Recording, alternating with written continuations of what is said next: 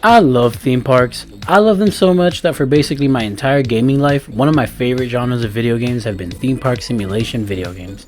Sims Theme Park, the Roller Coaster Tycoon series, Zoo Tycoon, Jurassic World, Planet Coaster, and one of my favorite childhood favorites, Thrillville, Off the Rails.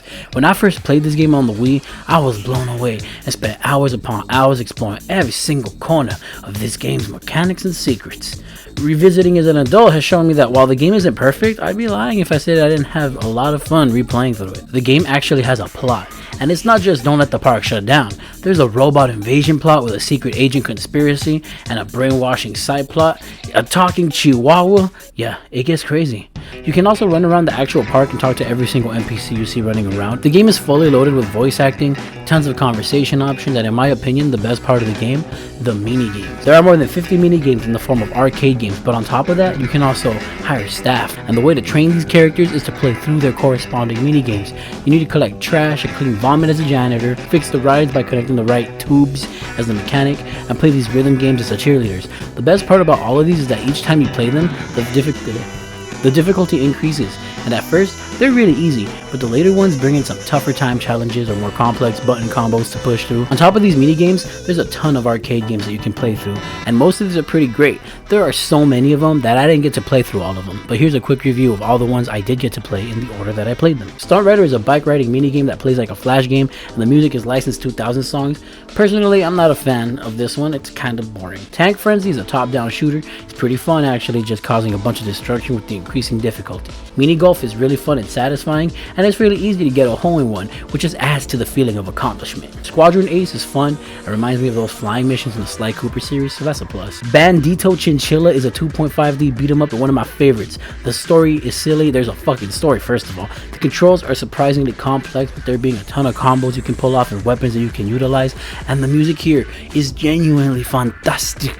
Sparkle Island 2 is a little platformer where you need to collect these little chicks and get them to the door before this nightmare creature kills them. It's honestly kind of boring. Sparkle Quest is a 2D platformer in the same universe as Sparkle Island, except this one is a straightforward get to the end of the level platformer, and while I really like the world design and the characters and the music, the controls here are really slow and also boring. The vending machines all have this minigame, and it's another one of my favorites. Robo Knockout is another really good one. It's super loud and annoying like sound wise, but you can pull off a ton of these satisfying combos even if the fights drag on a little bit. VR Roller Coaster is a virtual reality coaster simulation where you need to get points by reaching out towards the correct arrow. It's okay. I mean, I don't mind it because this never really lasts that long, but it's not like I'm like, oh my god, I can't believe I'm playing this again. Not like Bandito Chinchilla. Trampolines is simple and it requires you to pull off some tricks on a trampoline. It's nothing special, except for when you mess up. It looks funny.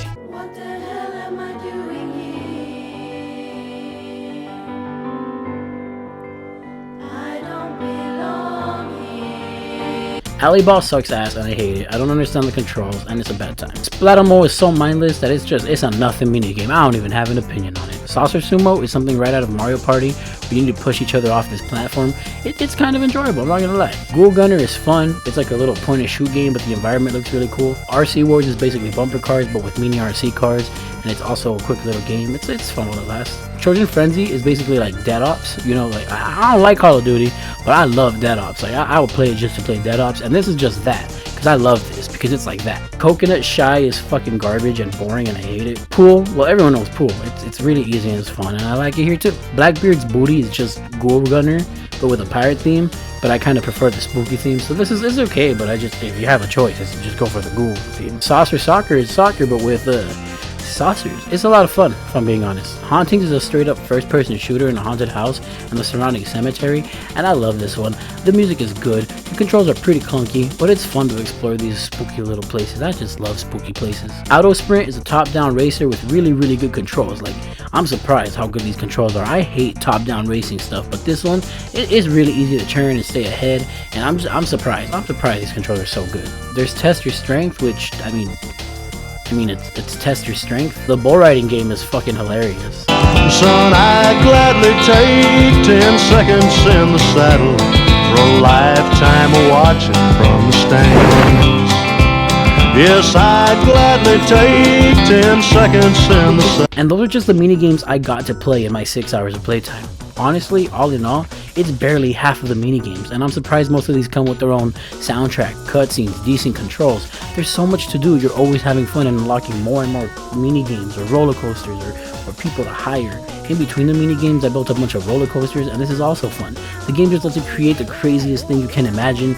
You can ride every single ride afterwards, and some of my favorite moments like were riding the death traps that I would create, because it's fun. You can change the camera, watch it in cinematic mode, watch it in first person mode, and it's fun to watch that shit just be what you created and be like, damn, I made this. How would I react if I was on this roller coaster? But most importantly, I must say you're doing a simply smashing job. there's a talking dog. 10 out of